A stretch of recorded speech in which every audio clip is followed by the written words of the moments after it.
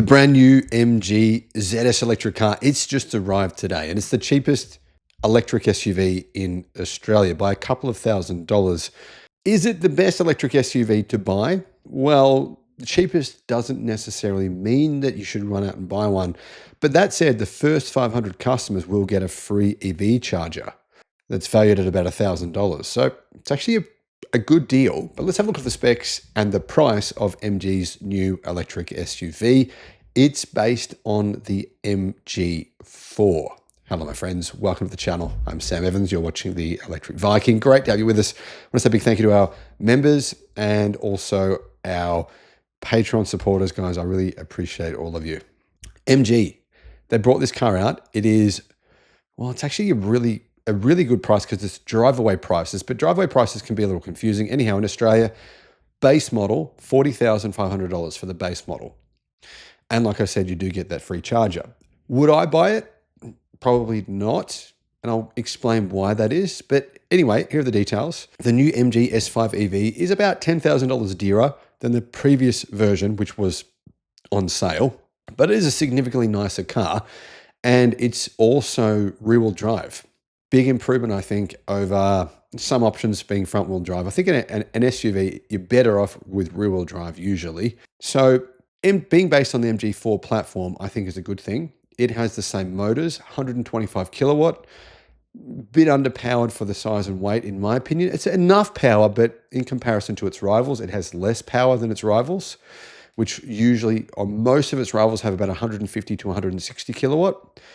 Battery sizes. There's two battery sizes. The base model is a 49 kilowatt hour battery. The long range model is a 62 kilowatt hour battery. Both batteries are lithium iron phosphate. Don't know which brand. I'm going to guess it's BYD, but I'm not sure on that. There's 4 model grades. There is Excite and Essence versions of each battery pack. So really there's only 2 models. You've got the Excite and the Essence. So you've got the base model and the premium model with the small battery. Then you've got the base model and the premium model with the bigger battery. So in total, there's 4 different options. Recommended retail price is pretty similar to a BYD Atto 3.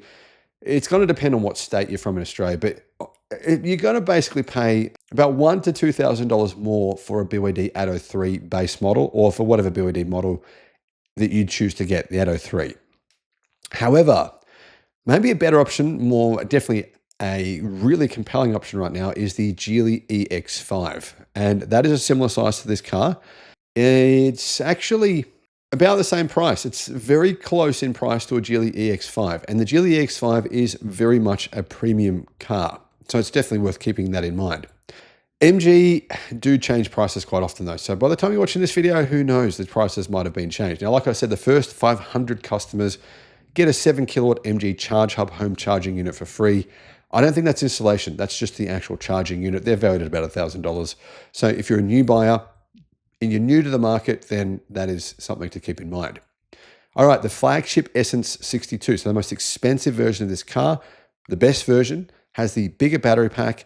It's $48,000 drive away, that's Australian dollars, and it's about $2,000 more expensive than an Atto 3 Premium, and about $1,000 to $200 cheaper than a Kia EV3 Air standard range. Personally, I don't think Kia's prices are competitive with these options from China. Just being realistic here, guys. If you're looking at BYD, MG, or Geely's EX5, I think the prices and the spec, what you're getting for your money, is much better value than what you're going to get from Kia. So it's just worth keeping that in mind as well. If you compare this to the MG4, which is based on, it's around $3,500 to $5,000 more expensive depending on the model because it's obviously a bigger car. Performance. Performance is it's okay, a little slowish for an electric car, 8 seconds, 0 to 100. In the smaller battery option, the bigger battery option, it's going to do it in 8.6 seconds. Driving range. All right, driving range is 340 kilometers with the small battery. In my opinion, you might, if you're going on longer road trips, that might be an issue for you. But anyway, 340 kilometers for the 49 kilowatt hour battery. And it is around 430 kilometers for the bigger battery pack. So yeah, I mean, 430 kilometers in my opinion would be fine. I think I'd be pretty happy with that. However, it's worth considering the charging speed. Base model with the smaller battery, charging speed is 120 kilowatt. Bigger car, I mean, the bigger battery pack, the 62 kilowatt hour battery pack has 150 kilowatt charging. So yeah, smaller battery, 120 kilowatt charging, bigger one, 150 kilowatt charging. What this means is charging speed, 30 to 80%. I don't like it when they quote 30 to 80%. I think it's ridiculous, but that's what they're doing. 30 to 80% takes 19 minutes for both options, which is, I think, reasonable charging speed. Home charging is limited to being way too slow, in my opinion. It's 6.6 kilowatt. I think that's way, for me personally, that would be an absolute deal breaker. I wouldn't get it for that reason, because there's many times where I'm producing 20 kilowatt of solar, and if I can only put 6.6 kilowatt of that solar into my EV, I'm just wasting money. And I realistically am. Sometimes you get sun for a couple of hours, and you want to take advantage of it. So I think the AC charging is the biggest Achilles heel for a lot of, not for you potentially, not for some people, but for people like myself, people with bigger solar systems, that's the biggest Achilles heel.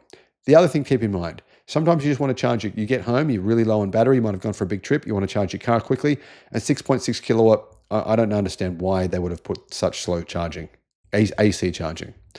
Anyhow, standard features are quite good. You get the standard LED headlights, you get a 13-inch touchscreen, 10.25-inch instrument display, fabric seats. Not a fan of those personally, considering skin wipes onto the fabric and you can't get rid of it. But anyway, 4-speaker stereo, 4 speakers. It's quite budget. Just a regular steering wheel with single zone climate control, keyless entry, and start. You pay extra. Guys, if you pay the extra premium, a few $1,000s to get the Essence model, you can get heated front seats, synthetic leather look seat accents, power adjustable driver's seat, heated leather steering wheel, panoramic sunroof, power tailgate, 360-degree camera, 6-speaker audio, and wireless phone charging. If you actually have a look at this car and compare it to, say, for example, a Geely EX5, I think the EX5 is significantly better value. It comes with a much higher standard level of specification, and I think that it's really a no-brainer. The reason for this as well, remember the base model Geely EX5 comes standard with the bigger battery pack.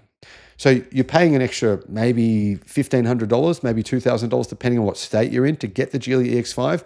You're getting a much bigger battery with a lot more range. You're looking at about an extra 100 kilometers of range. Much higher level of standard specification in the car. It's a much better value. MG is going to have to reduce the price because the base model of this car sounds cheap. It sounds like a really good deal.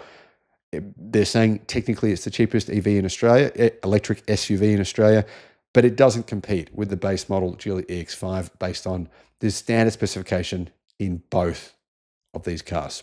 So the prices, $40,500 drive away for the base model Excite 49. Essence 49, so the premium version of the smaller battery is $43,000 drive away.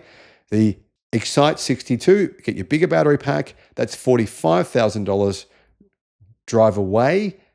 And that's the model you've got to compare with the Geely EX5 because that's the same size battery pack. And you can see how now the EX5 actually stacks up as a better deal. The MG EV Essence 62, the highest specification version, is $48,000 drive away. Now, standard specification, here's a long list, guys, and you can go through it and have a look, but I'm just going to add what you get. I'll list what you get if you pay the extra to get the premium version. You get 18-inch alloy wheels instead of 17.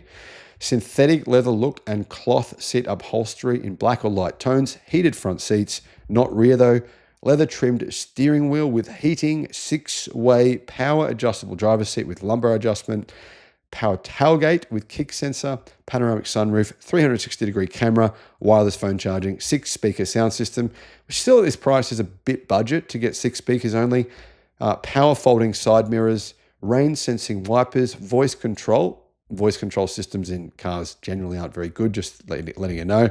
Online entertainment services, rear privacy glass, rear seat center console, rear reading light, and front seat back map pocket. I think the premium version of this stacks up fairly well. The budget version, I personally think, is not a car that I would even consider. But the premium version is definitely worth a look at, especially if they do reduce the price, which I suspect that might happen.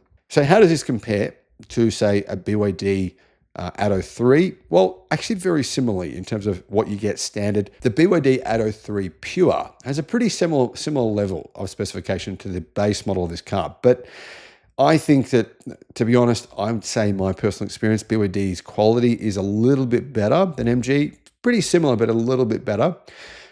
But I mean, really, BYD, the 803, and this car do compare fairly well to each other. So if you're into both of these cars, I think they're definitely both worth looking at. But for my money, if I'm totally honest, I'd be looking at the Geely EX5 over any of these three models. Guys, let me know what your thoughts are. Thanks for watching.